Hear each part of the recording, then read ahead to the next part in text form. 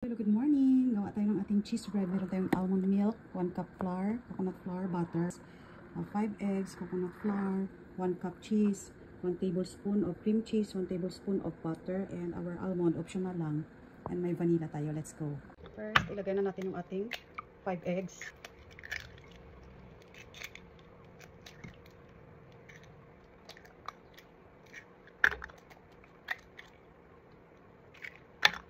Yung ating 5 eggs, lagyan na natin ating 1 tablespoon na vanilla, tablespoon butter, and cream cheese.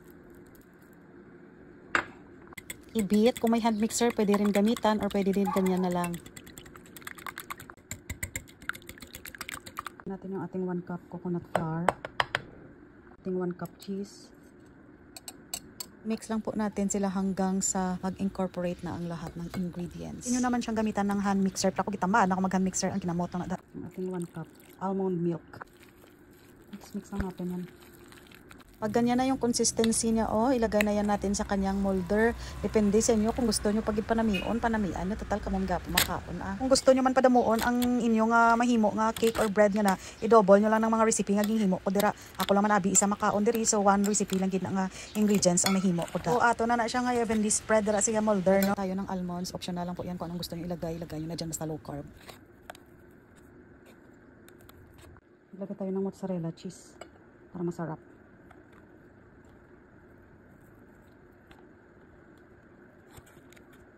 I-bake na ng 30 minutes. Let's go! And tcharan! After 30 minutes, ito na yung ating cheesy coconut flour bread.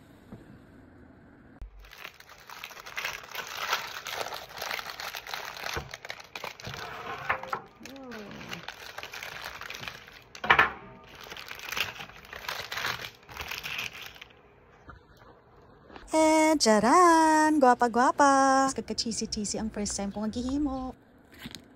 Wow! Super soft.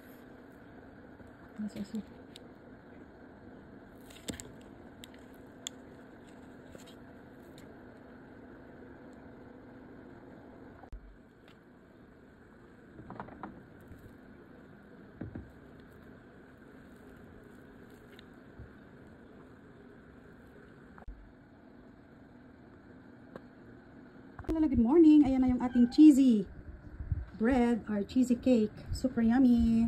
That's it. Charan! Ang ganda-ganda ng ating ginawang low carb. Bitilawan tanging himo. Tabeba unang kagatang sarap. Very soft, fluffy. Malasahan mo ang butter at ang cream cheese. Hindi kagaya ng iba na matigas. Wala rin tayo nilagay na sweetener. Thanks for watching.